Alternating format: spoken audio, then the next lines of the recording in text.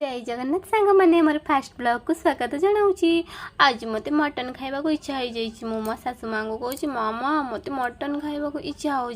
माँ कहले हौ व्यस्त है ना मो पुआ को कहबी मटन नहीं आसबे जा हो मो सासू माँ मोर सब इच्छा पूरा करती। मटन आसी जाइए मो पियाज को भल भाव काटी धोई देती आ मसला सब रेडी कर नहीं एबे मो मटन टा को पूरा पूरी हल्दी लुण पानी रे भल भाव सिझे देती कारण आम मटन कषा बेले टाइम लगे से मो मटन टा को भल भाव हल्दी लुण देकी सिझे नहीं मटन सिझे भितर मुझे आलू को भल भाव छाणी में देखी पार्थे सांग मैंने आलू मोर केते सुंदर लाल लाल गोल्डन भाव में भाजी होईची।